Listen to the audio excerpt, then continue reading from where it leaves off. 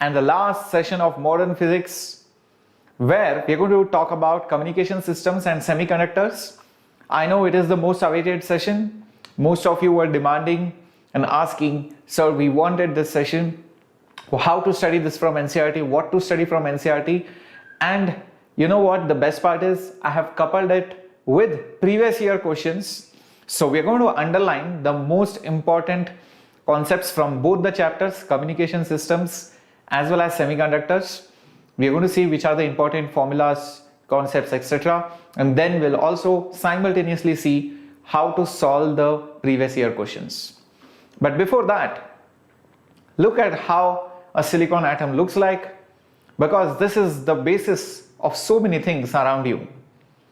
This is your silicon atom, and these silicon atoms constitute your semiconductor, and your semiconductor has a lot of silicon atoms forming these complex bonds and transferring the free electrons and therefore conducting electricity. And you can replace one of these silicon atoms with a pentavalent or a trivalent impurity like phosphorus or aluminium, and then you can change its conducting properties. Look at that, the green dots are the electrons getting transferred. And when you have two different types of semiconductors, one is p type and n type, they form a junction, and that junction behaves like a one-way or direction, one-way valve, which allows the flow of current only in one direction, which is also called as a diode. And together many such diodes are there in your complex electrical circuits. All your chips and circuit boards have so many of these diodes and transistors, and these devices together form the basis of your communication systems as well. So let's see it all with me, Shreyas, your master teacher for physics at Vedantu. Yeah, it looks like electrons are dancing, Yalini. Hello Priyanka, hello Yalini, hello Priyanka Lakshmi Sava, hello Nirupam, hello Nirupam, welcome aboard.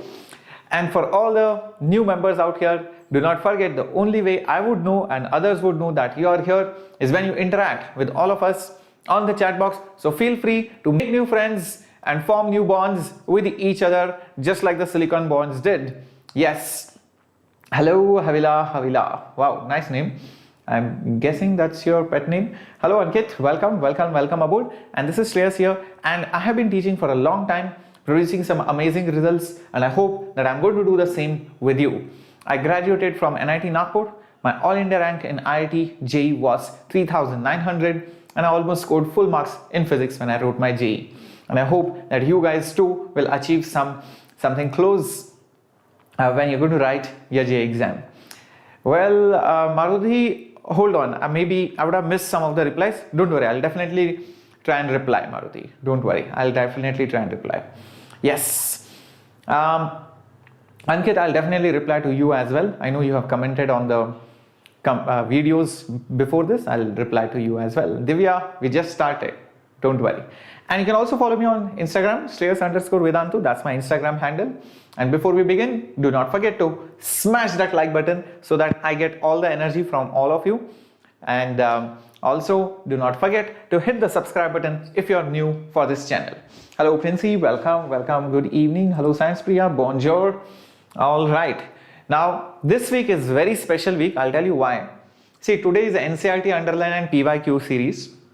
Tomorrow, we're going to have a mock test, and all three of us are going to come together, all right, one after the other, and we are going to solve physics, chemistry, maths papers. So do not forget the mock test number 3, which is going to be conducted tomorrow, and Wednesday also mock test number 4, and Thursday, Friday, very important, most requested session. You asked me, sir, we want to revise 11th and 12th formulas. Well, this should be 11th and this is 12th actually. It's not 12th and 12th, so please keep this in mind. Okay, so all 11th formulas, not just formulas in fact, because I just did formula series some time back, but it's also concepts, theorems, formulas and their application. So this is 11th standard problems, concepts and theorems in one marathon session, and Friday you're going to have a similar session for 12th standard. So for the 12th standard students, It's a must that you attend both these sessions on Thursday and Friday. But for 11th standard students, you should attend this marathon session on Thursday. And on Saturday, the most expected and most important problems, 30 important problems, most expected questions for the upcoming JEE Mains on Saturday. That's what it is. All right. Yes, many of you are waiting for that. All of that. Glad to know. Glad to know. Yes. Good evening, everyone. Hello, Aishwarya. Hello. Hello. Hello, everyone. Yes. Kavya, definitely I will take up NCERT Underline series as well once the first attempt of JEE Mains is over. Is that fine, Kavya? So let people write down the JEE Mains first, and immediately after that, don't worry, we are going to do all of that. All right. Now we are going to do NCERT Underline today for communication systems as well as semiconductors. So yes, Nitish, if you want, you can watch the Friday class as well, but mainly it will be from the 12th standard concepts. But no problem, you can attend it.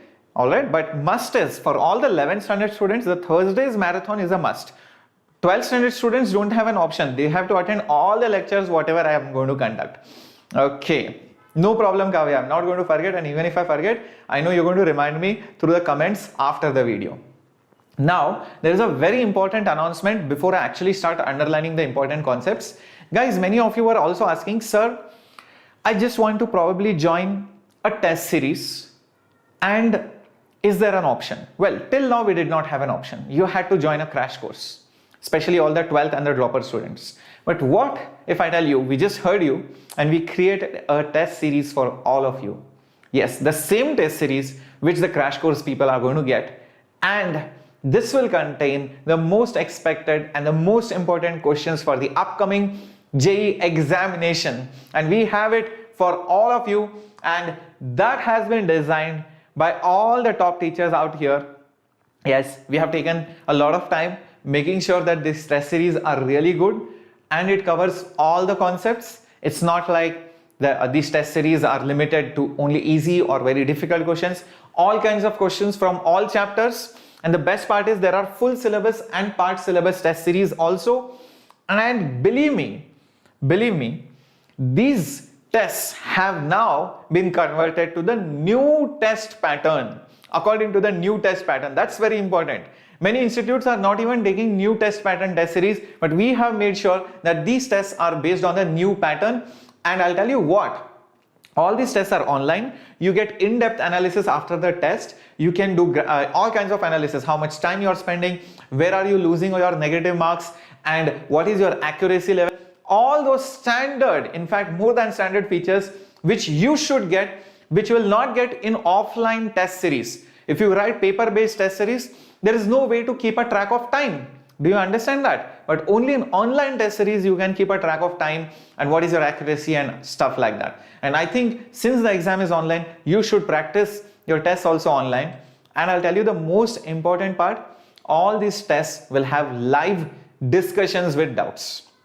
Yes, get all your doubts resolved during those live sessions, guys. That's the most important thing about these test series. So guys, do not forget to enroll into this test series, which is going to be for February as well as March attempt. So 10 tests before the Feb attempt for the next 10 days, and 10 tests after the Feb attempt for the March attempt. Very important. So do not forget to check out the description box below. And these are the teachers who are going to conduct all these discussions: Shivan sir, Praveen sir, and Kundan sir for physics, chemistry and maths. Very reputed, very cool teachers, excellent teachers who are going to boost you, make sure that your confidence is scaled up, and make sure that your marks also rise during these sessions. So these are the timings during which they'll be conducting the sessions. You can check out all the details later on as well. But remember, the price for this course is not 2,500 if you use the discount coupon SHCC. So do not forget to use the coupon code SHCC. When after using that, you will get the course only for 1,999. I think that's a really good deal, because it's not just test series, it's test series plus discussions. That's very important. All right. And in case you have already enrolled into the crash course, you don't have to worry. you already are getting these test series. So remember, there are two options. Either you get yourself enrolled into the test series and get all the tests plus the discussions. But if you want the discussions, you want more problem solving, you want all the topics to be revised, etc., then there is a crash course option also available for all of you. Yes. So don't worry, Priyanka. So you're going to get it anyways. Thank you, Princey. Thank you, everyone. And let's begin with our underline series. Now, first, I hope you have your NCERTs out. In case you haven't, please take it out, because we're going to start looking at all these chapters now. So let's go ahead with the chapter 15, which is communication systems. Remember, we are going to start marking all the important stuff from 15.1 to 15.6. All right, those are the topics which we are going to mark from communication systems first. Now I'll tell you what. Okay, now the introduction part is pretty elementary. See, one thing that you must do is read the entire chapter, no matter what.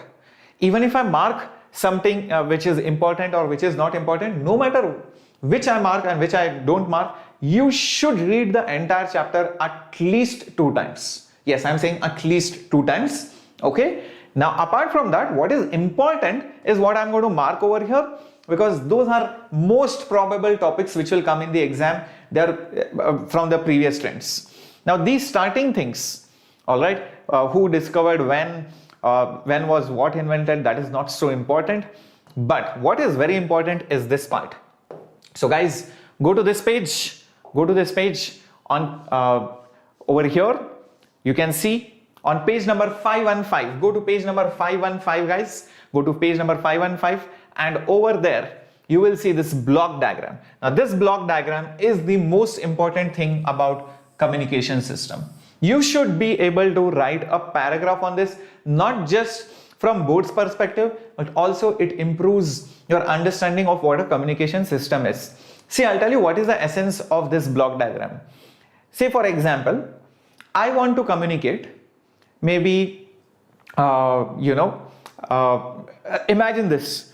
Maybe there is a very real danger of some tsunami coming in some Indian Ocean. Example.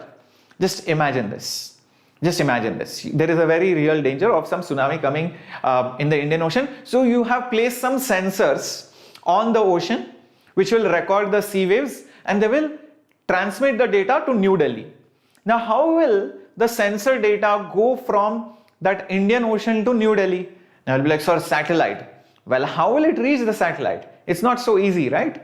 So it is not so easily transmissible. So understand, there are some processes, there are some steps to be followed. First, that sensor data will contain some vibrations. Those vibrational data need to be converted into electrical signals. Then those electrical signals need to be transmitted wirelessly. So you need antenna, and that antenna is going to generate wireless signals. But also understand, maybe that data which you have might not be of the appropriate frequency at which you need to transmit. For example, maybe you're going to transmit the signals at maybe 100 megahertz. You're going to transmit the signal at 100 megahertz. So imagine your signal, actual data might not be 100 megahertz. So you are going to superimpose that data on that, or superimpose those values on that signal of 100 megahertz. So that process of overlaying, your data on that actual wave which is going to carry, that signal, that is called as modulation. Okay, that is called as modulation. It's like that 100 megahertz signal is just your carrier wave. It's going to take in that data. Okay, this is the time when your sea wave was this high, or this is the time when the sea wave was this low or high. So basically that is our sensor which is going to tell us how high or low the tide is, and it is going to issue some warning if a tsunami comes. This was just an example per se.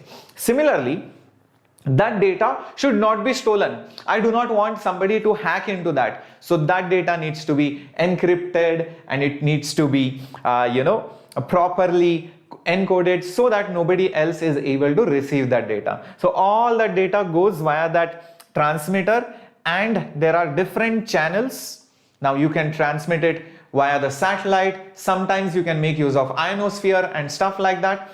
And then you need the similar process on the receiving end. And on the receiving end, you have a receiving antenna, and that receiving antenna will decode those signals. All right, it will demodulate it, because remember, when you're transmitting, you had superimposed your actual data on a signal or on a carrier. So you need to decouple them, and you need to extract your data from it. So that's what happens on the receiving end. And during this process, some noise might also enter into that system. Remember that. So this block diagram should be remembered by all of you, and read this part over here. What is each block, and you should be able to draw that block. All right. So that's one thing. Now, these definitions are very, very, very, very important. What is a transducer? What is a signal? All right. So transducer basically is a device which converts real data into electrical data. What is a signal? All right. So all these are important definitions. You don't have to go through all these things, but go through what is transmitter. All right. What is a transmitter? What is noise? What is receiver? And what is attenuation? This all is important from board's perspective. Very, very important from board's perspective, but very rare chances that this can actually come for JEE. But from board's perspective, you should definitely know this. No doubt about it. Okay. Now, same thing, amplification. These are all standard things, guys. What is amplification, range, and bandwidth, and modulation, demodulation, and repeater. So these are very, very important stuff. Amplification, range, bandwidth, modulation, demodulation, repeater. Most of the things are very obvious, but most likely people get confused between bandwidth, modulation, and demodulation. So just make sure you read these terms very carefully: modulation, demodulation, amplification, what these things are. Very, very important. So Rock, we just started the class some time back. I'm just marking the important stuff that you should go through in NCERT. Okay, now skip all these things. Now, bandwidth of the signals, we are going to come to that. Okay, we are going to come to that. So this is not so important, so ignore that, forget it. All right. So going to 15.5, bandwidth of transmission medium. Now you need to know this table. You need to know this table. There have been questions on this table. So this table is very, very important. In fact, I'm going to show you some questions which were asked previously. Approximate range of all these things. Cellular mobile radio, this is very much understood that it's around 800 to 900 megahertz. Well, because if you have been reading newspapers and if you remember the scams which went on in 2G and 3G, so you will remember these numbers. Satellite communication is very high frequency in gigahertz. Okay, TV frequencies are in smaller megahertz. So TV is smaller megahertz. FM, you know, 93.9 FM, 94.5 FM, 95 FM. So this is in that hundreds range or less than 100. And amplitude modulation is in kilohertz. So amplitude modulation is the least in kilohertz. Then comes FM, that 93.9 FM, 94.9 FM. Then TV, which is in few hundreds. Then mobile, which is towards late hundreds. And satellite is in few gigahertz. Keep this in mind. This table is very, very important.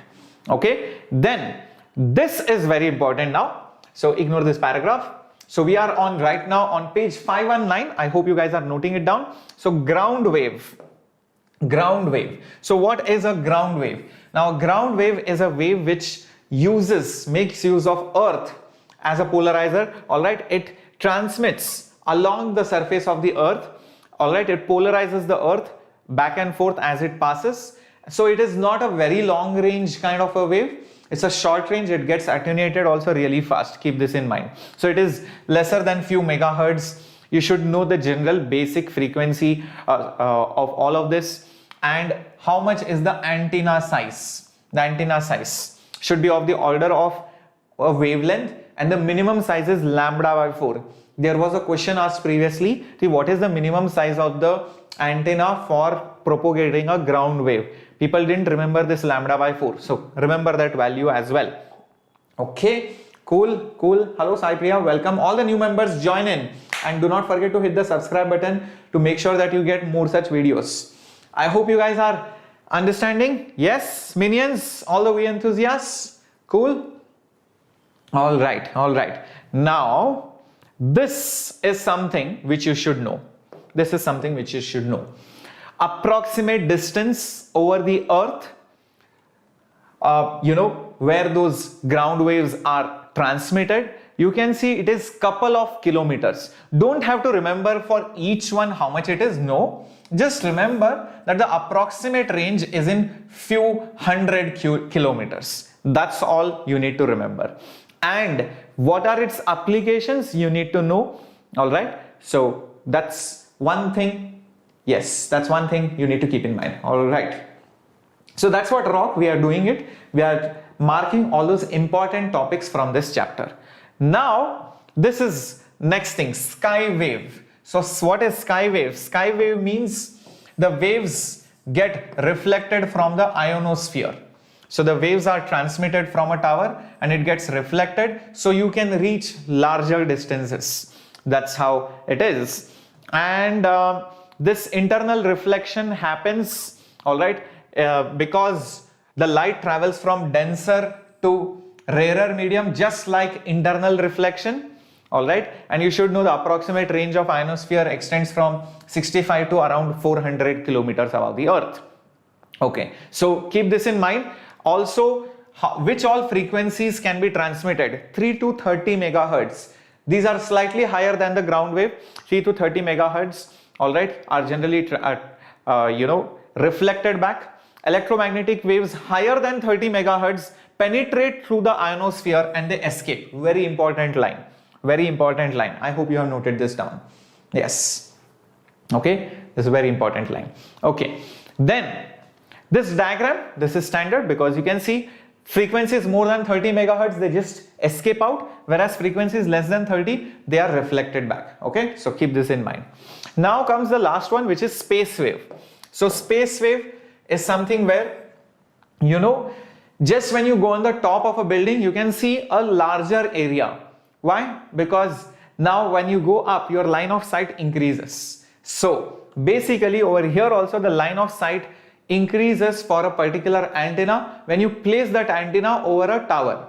Remember, Eiffel Tower was constructed because they wanted to broadcast those signals to the entire city. So that's why they made a big tower just to broadcast those signals, and that became the wonder of the world. Okay, anyways, so now keeping this in mind, which frequencies are limited to the line of sight paths? These are the frequencies. 40 megahertz, it's based on line of sight communication, and the formula for that is root of 2 times radius times the height of the tower. 2 times the radius times the height of the tower. Okay, keep this in mind. Now if you guys get confused between sky waves and space waves because the names are similar, see guys, remember very simple thing. Just remember that the sky acts like a reflector. So the sky waves are those waves which are based on total internal reflection. Space is where it's not based on reflection. All right, it's based on the height of the tower, where that antenna is placed. Keep this in mind. Okay, then the next formula that you should remember is the total distance between the transmitting and the receiving tower. Very important diagram, this diagram, very important diagram on page number 521. Very important diagram. This is the transmitting tower. It transmits the signal, it just grazes through the earth's surface and is received over there. So this is the formula for the maximum distance between them so that they can receive and communicate between each other. That's very important. Okay, so what is R? R is the radius of the earth. What is HT and HR? The height at which those antennas are placed at the transmitting and the receiving end. Okay, keep this in mind. Now all this is fine. This is just one common diagram to just tell you what is a space wave, what is a ground wave, and what is a sky wave. So that's it. So that is okay. There are some basic questions on that. That's something which you can read through and you will understand. So just go through all the solved examples in fact. Now modulation and its necessity. So they explain what is the need of modulation. Like for example, I was telling you, maybe the signal that you want to transmit is of a different frequency, but the wave which is actually going to take your data is of a different frequency. So you need to make sure that your data gets converted into that desired frequency which will be carried. So that process is called as modulation. So that's what they tell over here. So that is the basics of modulation. So this can come in bolts. This can come in bolts. That why do you need modulation? Why do you need modulation? Right? So when they ask this kind of a question, just you need to answer it from this particular paragraph. All right. Now, next important thing is that yes, this particular line over here. So the size of the antenna, I was mentioning about it just some time back. The size of the antenna for transmitting a signal should be at least λ/4 in dimensions. All right. But for an electromagnetic wave whose frequency is very small in few kilohertz, the wavelength is 15 kilometers. Such long antennas is not possible. And because how can you have 15 kilometer long antenna? So it's not possible. Hence we can obtain the transmission with reasonable antenna lengths if the frequency is very high. I hope this is clear. This is also one of the reasons why do you need modulation, because lower frequencies cannot be communicated directly because the antenna required will be very huge. I hope this makes sense. Well, Tejas, you're a little bit late, but it's okay. It's okay. Okay, cool. Next, this was one of the questions asked long time back. The effective power radiated by the antenna, it is proportional to L/λ². Very important, and I'll tell you how to remember it. Do you remember, for a wave of amplitude A and frequency F, the power is directly proportional to A square and also omega square. That means it is proportional to amplitude square and omega is proportional to frequency. But do not forget, frequency is inversely proportional to wavelength, isn't it? So it will be 1/λ². And what is wavelength proportion? Yeah, so that's it. We got it. Yeah. So this amplitude of that wave will depend on the antenna size. It will depend on that antenna size for it to create that signal. So that's why it is proportional to the amplitude, which depends on the length of that antenna, and inversely proportional to the wavelength of that wave and the whole square of it. Is this clear? Yes, Tejas, this is an English channel and we will be talking only in English. Yes, Tejas. Okay, fine guys. Now do you remember? How will you remember this particular formula? Is that clear? All the minions with me? Are you guys there? Yes, no, let me know. Then we'll proceed. Cool. Yes, boss. Yes, Shalini, very good, Princey. Yes, Sanspriya, yes, Priyanka, very good. Cool. Now, very good, Rock. Excelente. Now, this derivation is very important. There is a carrier signal and the carrier wave equation is given, and then they talk about modulation. So this derivation which is there, it's a pure trigonometric derivation. All right, that is very, very important, and you should know this final equation. The final equation over here, this is something which you should know. Now I'll show this to you. Don't worry, I'm going to show this to you. Okay. Now I'll show this to you graphically, don't worry. Now I'll tell you what each of these terms means so that you will never forget after this. But you should understand that when two or more waves are imposed over each other, you will see a resultant wave which is created. That resultant wave which is created during amplitude modulation is such that it feels like it has been composed of 3 different frequencies. Now I'll explain to you this graph. This is one of the most important graphs, guys. This is one of the most important graphs. This explains everything. Now for doing that, I'll show you a simple, what do you say? Yes, a graph over here. Okay, now observe this. Now observe this. This is both for boards as well as JEE Mains Omkar. This chapter is there for both. Now look at this over here. 3 sine 20x into 1 plus cos 2x. Keep this in mind. Now I'll just change a few numbers over here. Well, let me make this 0.3 or something. Now I want you to see how this graph is. Look at that, guys. This sine 20x, alright, that sine 20x is basically that high frequency graph. Tuck, tuck, tuck, tuck, it's going up and down with an amplitude of 3. It's an amplitude of 3. So just imagine this. If I did not have this term. Then how will it look like? Well, I'll show that to you over here. See this. This black graph is the graph without this particular term, without that particular term. What is that doing? It is changing the amplitude. I hope you see that. Yes, it is basically nothing but changing the amplitude, nothing else. 1 second.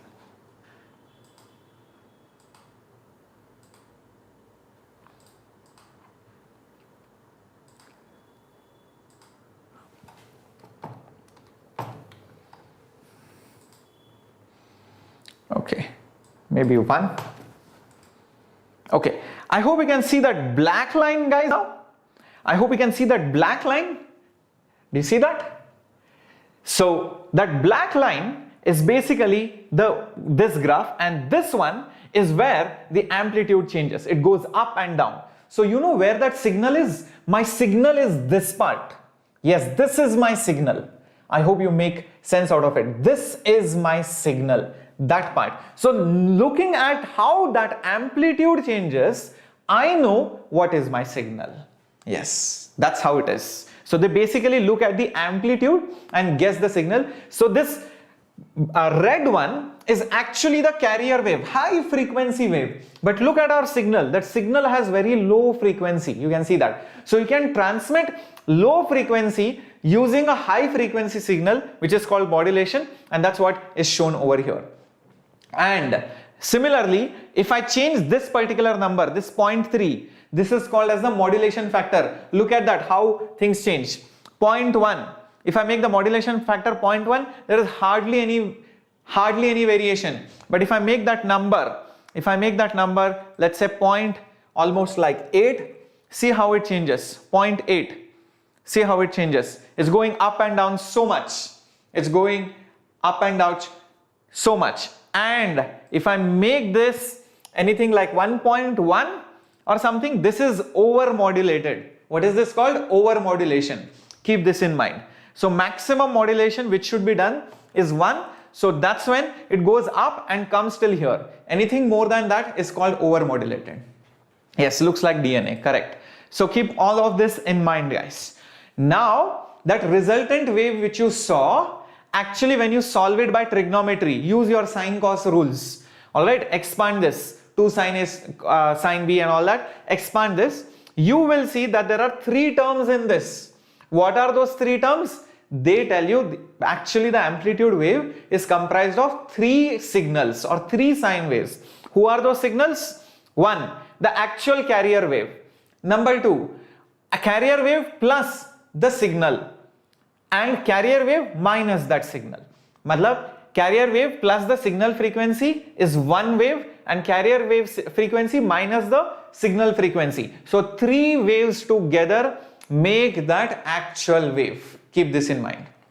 Okay, so 3 frequencies together give you that actual modulated wave. I have given some problems on this. That's very important. Now this is not so important, guys. This is not so important, but from board's perspective, yes. Not from JEE. For JEE perspective, this is not so important. So this is from boards only. Don't worry for JEE. JEE, they will not ask you all of this. All right. So if you want, you can give it a skip also. That's okay. Cool. Okay, great guys. Now all this is not important for JEE. This and all is not important, and that's it. The chapter gets over here. The chapter gets over here. Okay, shall we go to problems now? Shall we go to problems now? Is that okay, guys? Yes. Is it okay? I hope you got some brief idea about this chapter. Okay? So now you know what to leave and what to do. Yes, that's the chapter. Now let's start with problems. Let's start with problems. Now through problems, I bet that you are going to get confidence. Yes, you're going to get confidence. You're like, sir, this chapter is so big. How am I going to do it? You see the problems now. I'll teach you the problems, how to do it. See those formulas. That's it. After that, you will never face a difficulty. Okay. So, see, Baptista, as such, the entire chapter is deleted. Okay. But that's why I said from board's perspective, that was important. But the thing is, you know, whatever is deleted from boards, you don't have to study for boards. So the only thing you need to study for is JEE and NEET. So whatever is there for JEE and NEET and whatever I marked, only that much you need to study. That's it. Correct. Now I'm going to come to semiconductors. Okay. How about this? Now this is purely theory based questions. Okay. Skywave propagation, the radio waves must have frequency range between. Okay. Come on guys. Come on guys. Come on guys. Let's see. Okay. Look at that. Well, the answer is 5 megahertz to 25 megahertz. Well, that's something which you should know. Smaller range frequencies, 5 megahertz to 25 megahertz, theory based questions. It's B guys, not C. C is 35 to 40. So that's why I said you need to keep that theory in mind. The tables you need to keep in mind. If you know the table, you get the answer. Cool? Okay. Yes. Yes. Obviously, Tejas, JEE is tougher than boards. That's why JEE coaching is different than the boards coaching, right? Yeah. Next question. Let's see. Long range radio transmission is possible when the radio waves are reflected from the ionosphere. For this to happen, the frequency of the radio waves must be in the range of. This was something which I told you. Oh well, Jagdish, this is a English JEE channel, by the way. So the thing is, I'm not sure whether it is not there for NEET or not. But because the thing is, there is no formal announcement on NEET, so I will not be able to comment on it much right now. Okay, so guys, what do you think the correct answer is? 2014 question. Well, the answer is actually B, 8 to 25 megahertz. Well, that's again something which you should remember. All right, so just keep in mind all these numbers. Just keep in mind all these numbers. No, it's not A. It's not A. It's 8 to 25 megahertz. Okay, so just keep this in mind. Next up, 2019 question. All right. Think about it. A TV transmission tower has a height of 140 meters and the receiving antenna is 40 meters. What is the maximum distance up to which the broadcast can happen in the line of sight mode given the radius of Earth is 6 into 10 to the power 6 meters. So guys, think about it. What you need to do for this particular problem. You just need to use the formula. And what is that formula? I just told you root of, yes, just use that, root of 2h, root of 2htr plus root of 2hr into r. So just substitute all the values. First of all, take root of 2r common and it will be root of ht plus root of hr. Now do you see all the values are given to you? All the values are given. The radius of the earth is 6.4 into 10 to the power 6. Height of the tower for transmission, it's given to be 140. And for the receiving antenna, it is 40. So just do this math and you will get the answer. You see, it's a directly application based question. Yes, the answer comes out to be 65 kilometers approximately 65 kilometers. So these kind of questions have come in JEE.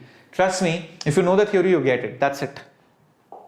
Next up, yes, next up from the next section, the physical sizes of the transmitter and the receiver antenna in a communication system are proportional or not dependent to what? frequency, etc. Jagdish, concentrate on the session. Don't, I know you are frustrated, but don't remove your frustration now over here. Just focus on the session. Yes. Rohit, EM waves is already done last week. So please watch the replays of EM waves. I have done it completely. In fact, I have taught the theory also. It was not even an underline series. It was a proper series. All right. Cool. Come on. Think. Is it proportional or inversely proportional, or is it independent to what? Yes. Some of you are saying, oh my God, the answer is B. Yes, Science Priya, correct. Yeah, Ankit, it's not C. It's inversely proportional to the frequency. Remember, I just told you the size of that antenna, all right, is dependent, proportional to wavelength. And what is wavelength proportional to? It is inversely proportional to actually frequency. So it is inversely proportional to the carrier frequency. Very, very important. Correct. Yes. Yes, that's how it is. No, it's not D Omkar. Okay, be careful. Yes, let's get going ahead to the next question coming up on your screen. The number of amplitude modulated broadcast stations that can be accommodated in a 300 kilohertz bandwidth for the highest modulation frequency of 15 kilohertz will be. Let's do that. Let's do this. It's not that difficult, I'll tell you. A lot of people got confused in this question. You should remember this diagram. Didn't I just give you this diagram? I just gave you this diagram. That's it. Remember, for the highest modulation frequency is 15 kilohertz. So this is your signal frequency. Think of it that way. So basically 15 kilohertz is here from the carrier wave, and 15 kilohertz is also here from the carrier wave. Remember, plus carrier wave, minus carrier wave. So 15 kilohertz is there on both sides. So total bandwidth, how much will it be? 30 kilohertz. That's the total bandwidth. That's all. So total number of stations that can be accommodated will be 300 is my allocated bandwidth. So 300 was allocated. Out of that, each station is going to take 30. So total number of stations will be 10. That's it. Okay, cool. Let's get going ahead. So that's how, guys, if you remember certain diagrams, you can do these questions. I hope you are seeing it. It's not so difficult. It just seems difficult. Okay, 10 is the answer. Next question. Now, again, a lot of people got confused over here also.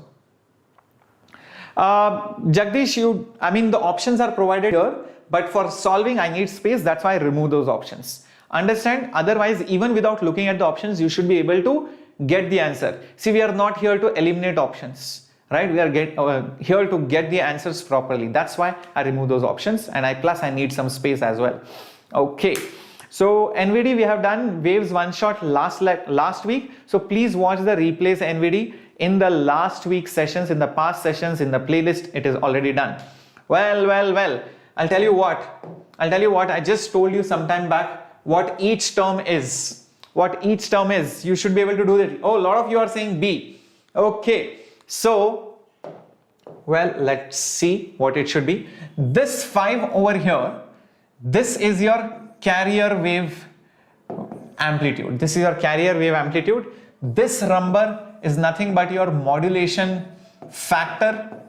So understand that modulated wave which was there, all right, it was going up and down, right? So that signal amplitude, the amplitude of that signal is actually the modulation factor multiplied by the amplitude of the carrier wave. So the signal amplitude will be 0.6 multiplied by 5, which is nothing but 3. So guys, now it becomes simple.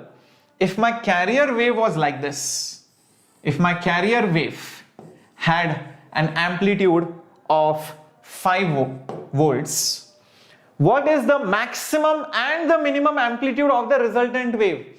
Guys, isn't it obvious from the diagram that the maximum amplitude will be this 5 plus that signal amplitude, because that signal goes up and above, over and above that particular carrier wave. So shouldn't it be 5 plus 3, which is 8? And shouldn't the minimum be 5 minus 3, which is nothing but 2? That's the answer. I hope this is clear. This is clear. Zishan, no, it's not 16 and 4. That's the wrong answer. Yes, that's how it is. Cool? Yes. So that's how this has to be solved. Very simple. So 8 and 2 volts, that's the answer. Cool? Very good, Darshini. Glad you are here now that we are doing this chapter. And in case you are joining in late, do not forget that you can always rewind back and watch the entire lecture. And also, when you join the Telegram group, you get the entire session PDF. And also, do not forget, I have just underlined all the important formulas, concepts, and diagrams from the chapter of communication systems. I'll be doing semiconductors in a bit. Hold on. What about this question? Now, looks crazy question. And many people did not get it. Yeah, many people did not get it. All right. Harsha, I'm coming to semiconductors. Hold on, beta. All right. Now I'll tell you what. Okay, I'll just go to the next slide. Don't worry about these options, guys. Just don't worry about these options. Okay. I need some. Oops, my bad. I didn't want to show the option. Okay. So looks like I didn't leave a blank slide over here. Okay. So I'll tell you what you need to do. See this one over here. All right. This one over here, the bigger number. All right. That is the carrier frequency. Let's say. Oops, over here it's the opposite way, I guess. It's 5.5 into 10 to the power 5. Okay, doesn't matter. I'll just write it like this, 55. I'll write it in kilohertz. So 550, yes, 550 kilohertz. This is one frequency. And look at this one. It's 222. Okay, wait a minute. Whatever is there inside should always be in radians per second. It will not be in kilohertz. See, whatever is there inside has to be in radians per second. So actually the frequencies here are in radians per second. That's what you need to be careful about. Now just some time back I told you, whenever you have an amplitude modulated wave, there are 3 waves which are created. One wave which is carrier wave frequency plus signal frequency, and other wave is carrier frequency minus the signal frequency. One is plus, one is minus. So guys, what are those? These are called as, by the way, side bands. These two are called as side bands. These are called as side bands. This is your main band. These are the 2 side bands. What they have asked is these 2 values. So guys, what is FC plus FS and what is FC minus FS? Just think about it. What is FC plus FS and what is FC minus FS? Come on, think about it. 550 plus 22, isn't it 572? And 550 minus 22, guys. Minus 22, come on, how much is it? How much is it? 550 minus 22, 500 and yes, 28. Is that correct? Just check this out. So now this is in radians per second. Be careful, this is in radians per second. What will you do? You will convert it into hertz. How? By dividing it by 2 pi. So when you divide it by 2 pi, that's when you get the frequencies in hertz. Yes, be careful. And that's when you get the answers close to this. You will get the answers close to this. Yes, this is what you will get. So when you do the math, you will see this one is this and this one is this. Cool? Understood? Isn't it simple if you know these diagrams? Sideband, main band, carrier plus signal, carrier minus signal. That's it. See, that diagram is getting repeated so many times. Okay. Now let's go to semiconductor. Shall we? Let's see the important things in semiconductor. Let's see that. Okay. Cool. So let's go to semiconductors, chapter 14, and there we go. So what and all you should remember. Okay, so the main difference, the main difference between a semiconductor, insulator and a conductor. What is the approximate order of conductivity or resistivity? Either one of them, because resistivity is 1 upon conductivity. So either one of them. So let's say resistivity of metals or conductors, resistivity of semiconductors, insulators, resistivity. That's something which you should know. Examples, that's standard silicon and germanium are most standard examples of semiconductors in elemental form, but in compound form you have CDS, GS, all that, but that is more of boards point of view, but otherwise it will not be needed so much. Mainly silicon and germanium are used. Okay, now, oops, yes, all this is fine. Now, over here, okay, over here, this theory which is there, okay, this theory which is there, this one, oops, how these energy bands are formed, etc., etc. If you read it from here, it might be okay for boards, but I don't think most of you are going to even read it for boards, because this chapter might be in the deleted way, deleted portions and all that. But for boards perspective, for JEE perspective, please skip this paragraph and read it from H.C. Verma. Please read it from H.C. Verma, because they have explained it beautifully in just 2 to 3 pages. Just 3 pages, guys. That's all I'm asking from H.C. Verma, the starting part of it. If you want, I'll show it to you also, which pages you need to read. So,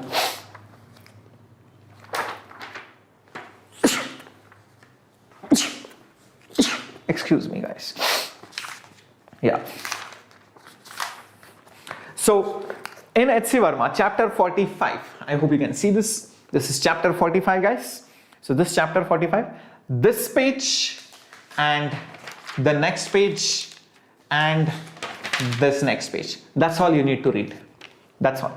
Okay? So, that's all you need to read from H.C. Verma, guys, for the understanding part of semiconductors, because in NCERT it is little bit confusing, so that's why I won't recommend you to read over from here. This is quite confusing. You will get unnecessarily confused for JEE as well as NEET, for both of them. Now these diagrams are also there in H.C. Verma, and these diagrams are very, very important. You need to know what is the approximate energy band gap for semiconductors, conductors, insulators, etc. For conductors, so they will overlap, but for semiconductors and insulators, what is the approximate energy band gap between conduction band and valence band? That's one thing you need to know. Now, all these things, what I'm talking about, intrinsic, extrinsic semiconductor, I feel that you should read again all of this for JEE perspective.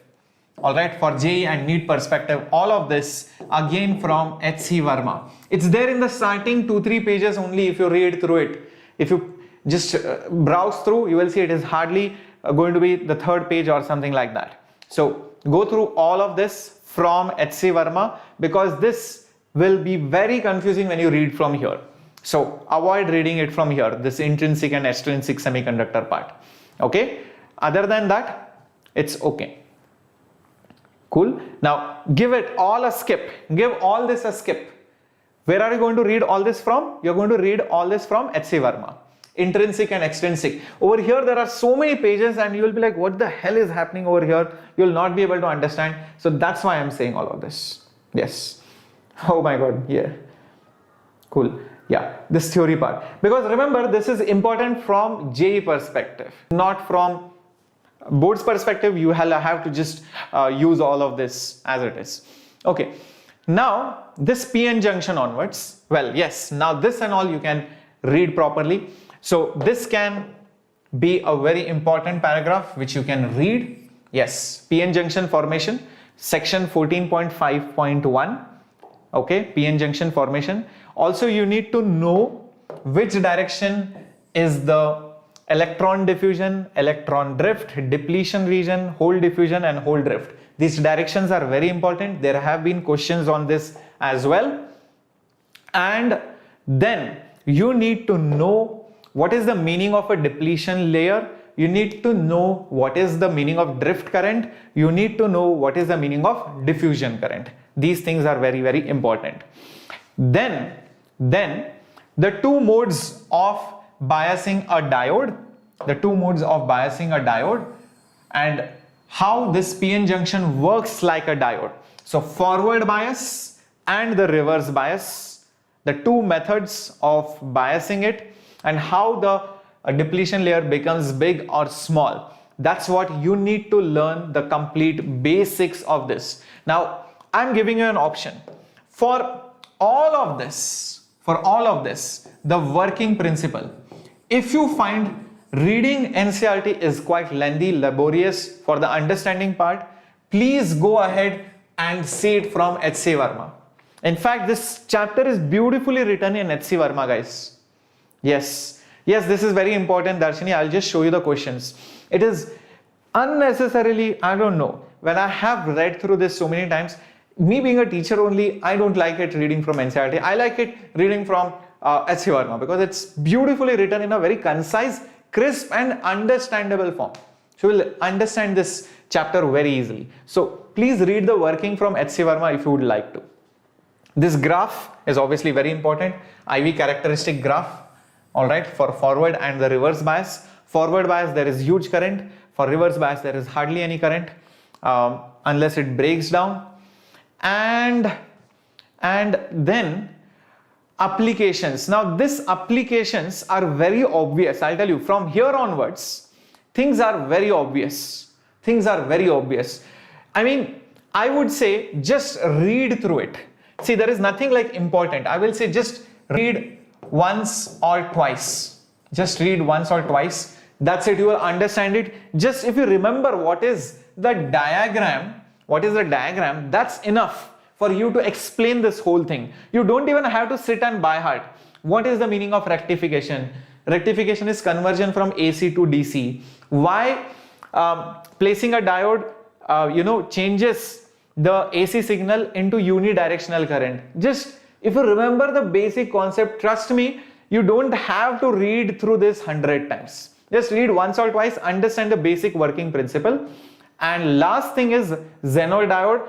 This is very important, this graph, that Zener diode in reverse bias, no matter how much you increase the current, the voltage remains constant. So usually Zener diode is used for voltage regulation. Very, very important. So on this, questions have come, and you will see that even if you do not know too much about Zener diode, you know some basic concepts, trust me, you can solve it. You can solve it, and I'll show it to you.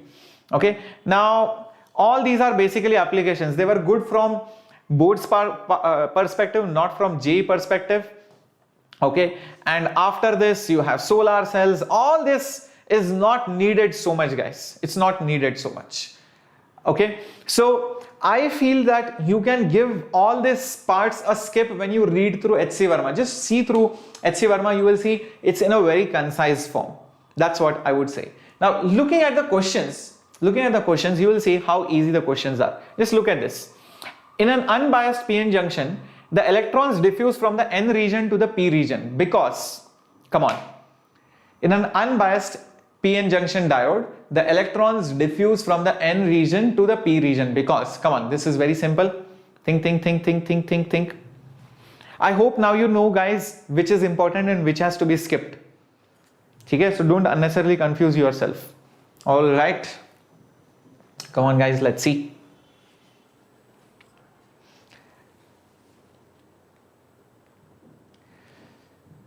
Dastagir Mullah, if you are in 10th and when you go to 11th, should I read from 9th and 10th book in start, or I can understand? You can understand directly from 11th and 12th books, Dastagir.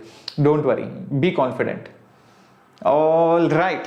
Well, let's see the correct answer for this. The correct answer is B. Well, some of you are saying C. I'm not sure why. I think only Harsha said D.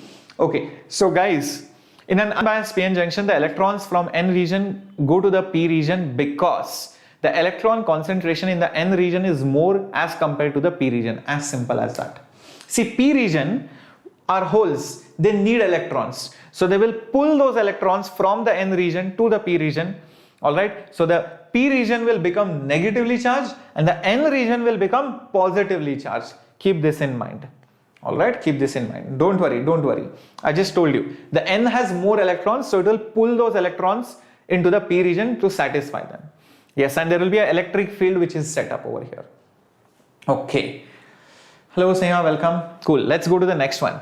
Now, so many people left this question thinking they will not be able to do this. They thought that this is a very difficult question based on semiconductors and I don't know what is this. Well, let me tell you, it's so simple. The question is, what is the ratio of the drift velocity? Now, what is the formula for drift velocity? I've given it to you. It is NVDR. Remember? So the drift velocity is directly proportional to the current and inversely proportional to the number of electrons per unit volume. So if that is the case, the drift velocity 1 by the drift velocity 2 will be I1 by I2 into N2 by N1. Now everything is given here, believe me. I1 by I2, the ratio of currents is 7:4, and the ratio of electrons to hole density, that density which is given, concentration of charges, this N stands for concentration of charges. So basically it is 7/5, so N2 by N1 will be 5/7. Now 7 goes and you will get 5/4, and that is the answer. That's it. Yes. Ankit, yes, in fact you can. That will be a good option. In fact, HCV is more easy to understand as compared to everything else. Yes, Chaitanya, I think Science Priya has told it. So please post a comment after the class. I'll definitely help you, or you can ping me on my Instagram account, which is Shreyas _Vedantu. Just ping me over there. I'll respond within 2-3 days. Yeah, I'll respond within 2-3 days. All right. So don't worry, maximum. Cool. Let's go ahead to the next one. So the answer was, I just told you, 5/4. Next question. The forward biased diode is, which of the following is forward biased? Guys, look at these questions. Now think about it. When you look at the questions, I feel you'll get more confidence than when you read the theory. Come on, guys. Which of the following is forward bias? This is 2, this is -2, this is -3, this is -3. Potential difference is in fact 0. There is 0 potential difference here. Option C, this is low and this is high.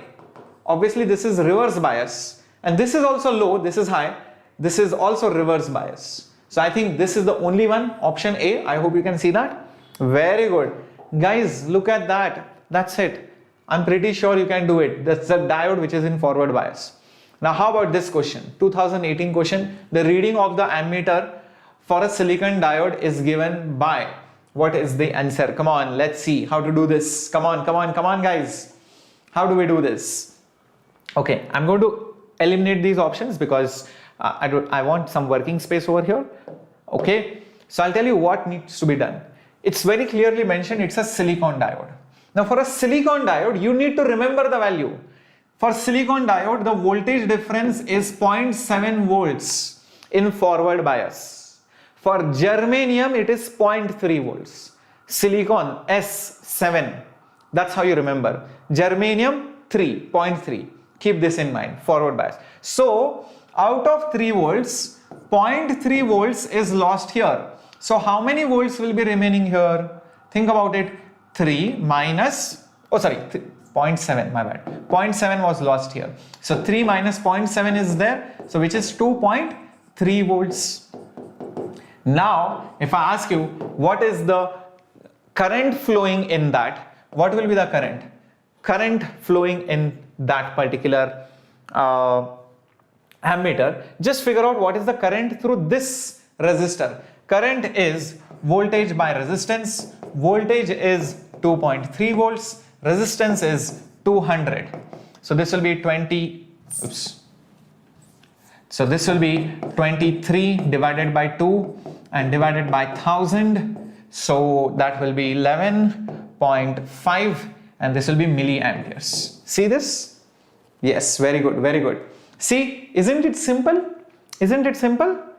That's it. It's just a normal circuit. If you remember this 0.7, nothing else is there in that. Okay, that's the answer. So 11.5 milliamperes. Next question. Don't get scared by the length. Trust me, this is one of the simplest questions ever. 2020, recently this was asked. There is a diode in forward biased. It has a voltage of 0.5 volt. The safe limit for current through the diode is 10 milliamperes. No more than 10 milliamperes can go through the diode. Now, if there is a battery of 1.5 volts in the circuit in series, okay, what is the minimum resistance so that the diode will not go outside the safe limit? Options are given, few ohms. Let's see how to solve this. Forget the options, just think about the diagram. A resistor, a diode and a battery. That's all. Now let's mark the battery voltages, everything. So what is the battery's voltage? Acha, it is 1.5 volts. What is the forward bias voltage of the diode? Well, that's 0.5 volts. Now, isn't it obvious what should be the voltage across the resistor? Come on guys, what is the voltage across the resistor? Answer in the chat box. What is that? Voltage across the resistor. Answer in the chat box. What should be the answer? Think about it. Come on. Yes, use your common sense. Basic addition, subtraction. 1. Everyone? Yes? Very good, Dark Angel. Yes, 1 volt. Correct. Now, what else is there? The maximum current that can flow through the diode is 10 milliamperes. Achha. So 10 milliamperes is the maximum current that can flow through it. Okay. So the question is, what is the resistance? Oh, I know what to do. The same current will also flow through the resistor. V is IR. So just use V by I is equal to resistance. So what is the voltage? 1. What is the current? 10 milliamperes. Matlab 10 into 10 to the power minus 3. That is the resistance. So resistance is 10 to the power 2 ohms, which is 100 ohms. That's the answer.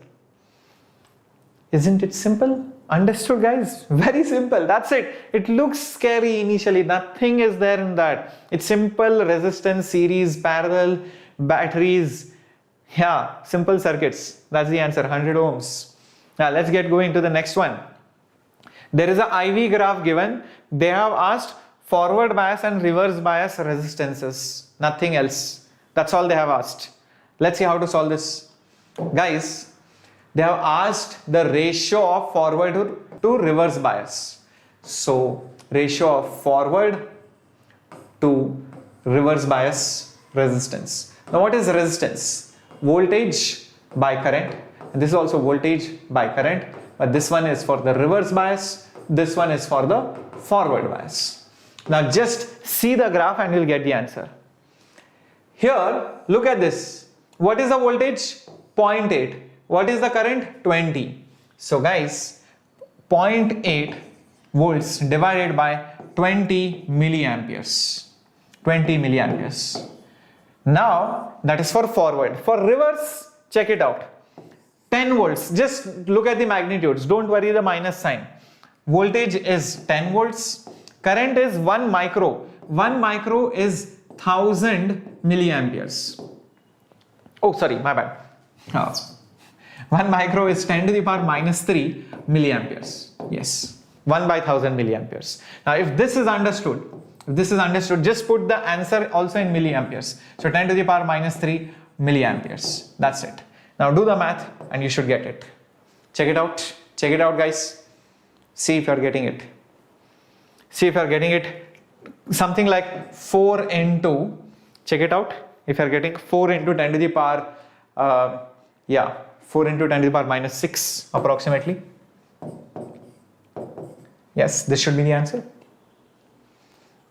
Sign and then you will see it in the playlist. Just go to the home page. In the playlist beta, you will see all the playlists are in chapter wise in the physics part. Just browse, it's there in the playlist. So all the chapters, statics, dynamics, Bernoulli's, viscosity, surface tension, all those things are there. Okay, it's in the playlist. Okay, so let's get going to the next one. Okay, then over here in the figure, what is the potential difference between point A and B? They have asked. What is the potential difference between points A and B? Let's do this. Now, it looks like a difficult question, but trust me, it is not. See, this diagram is similar to, because the type of the diode is not mentioned, this diode can be assumed like a wire. It's highly conducting, hardly any drop. So assume there is negligible drop and it is like a wire. That's the trick. And now you just have these two resistors like this over here, and there is a battery over here. This is point A, this is point B. Now this circuit can be further simplified like this. A resistor here and these two resistors are in parallel. So combine it into one single resistor and that's about it. And here you have that point A and you have that point B. Now see how much the resistances are. This will be 10, this is 10, this is 10, this is 10. 10 and 10 in parallel, what will it become? 5. Now, if I ask you, what is the voltage drop between A and B? I have given you one formula. These are two resistors in series. When the resistors are in series, voltage across any resistor is that resistance divided by total resistance into the total voltage. What is the total voltage? 30. So 10 plus 5, 15. 30 by 15, 2. 2 5s are 10. So 10 volts is the answer. That's it. It's very simple if you look at it. It's very simple. Let's get going. Yes, 10 volts. How about this question? How about this question? Come on, think about it.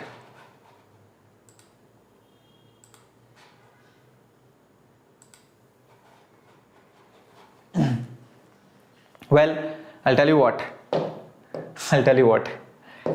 This question can be solved. Got it? Okay. So, if a PN junction diode, a square input signal of 10 volts is applied as shown, then the output signal across RL will be, well, see, I hope you can see there is a diode. Now, if the voltage, alright, if the voltage goes, where is it? Yeah, the output signal across RL will be, this is the input signal, okay. Now, when the signal is above 0 volts, this is in forward bias, it will conduct, but over here it will not conduct. Keep this in mind. Here it will not conduct. That's it. Here it will not conduct. That's it. That's all you need to keep in mind. So it will not go below 0 volts. So this is eliminated. This is eliminated. It will definitely not go to 10 volts.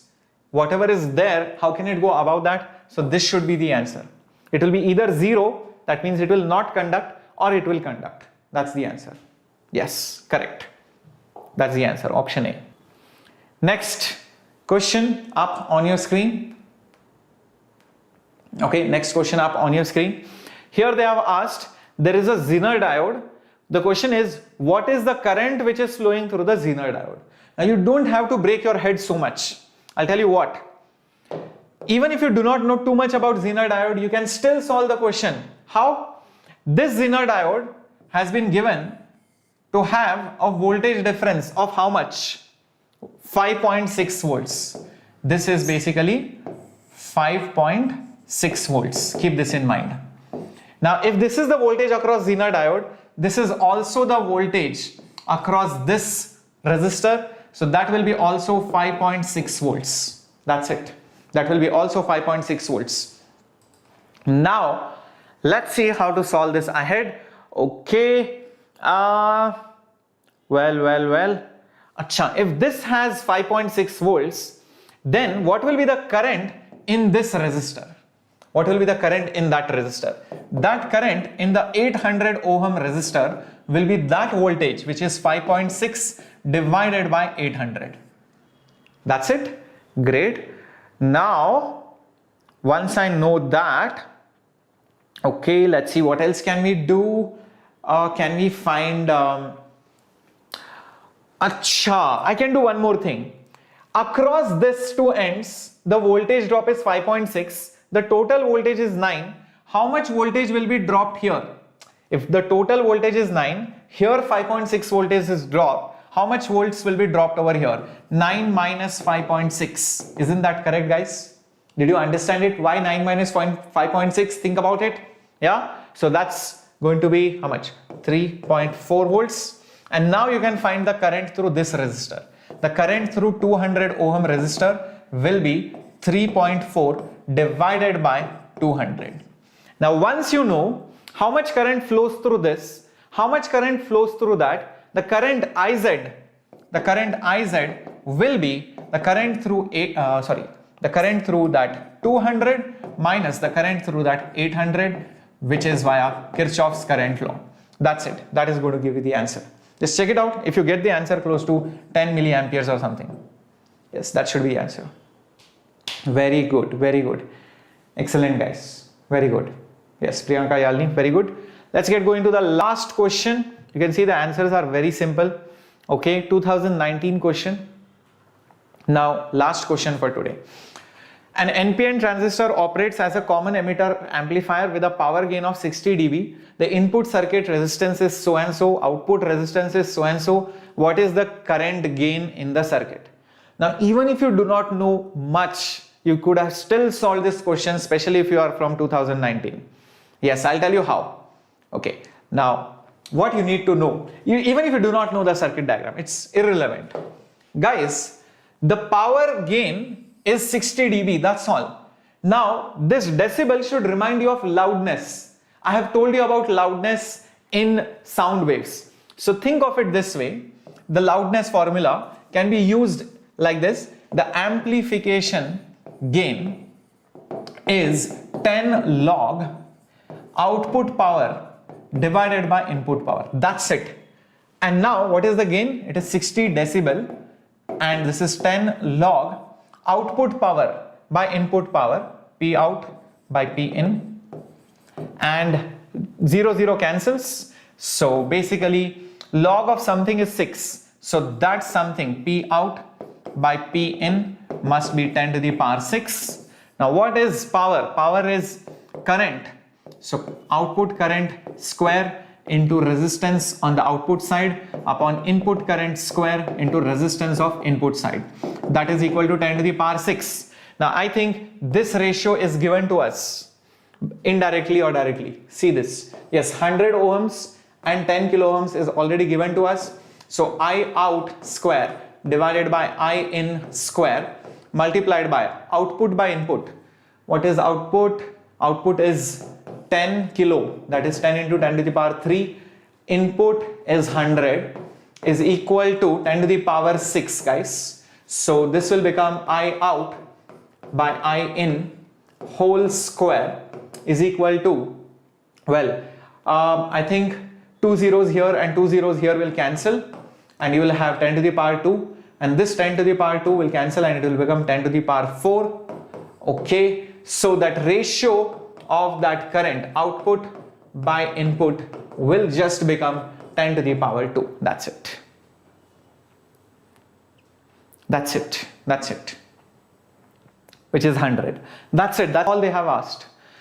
I hope you see that from board's perspective these chapters are difficult, but from JEE perspective it is not so difficult. Anybody can get this.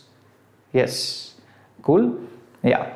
So that's about it. Now I have kept some homework questions also in the slides. You can download these slides from the Telegram group or by visiting the description box below. So go ahead in the Telegram group. All the slides will be there with the homework questions and the solutions. And do not forget, the JEE Mains test series is about to start, and you can enroll yourself only for the test series even if you do not want the crash course. And this test series is going to have 20 full syllabus tests, 10 before your February attempt and 10 after your February attempt. So in all, 20 tests for all of you along with live discussions. That's very important. And this would be conducted by Shivan Sir, Praveen Sir and Kundan Sir. So you can check all the details in the description box below. Open it up, use the coupon code SHCC. Instead of 2500, you will get the test series with discussions and doubts for only 1999. That's very affordable. Go check it out. Bye bye guys, and I hope you had a great time ahead, and see you tomorrow for the mock test discussion as well. Bye bye. Have a great time.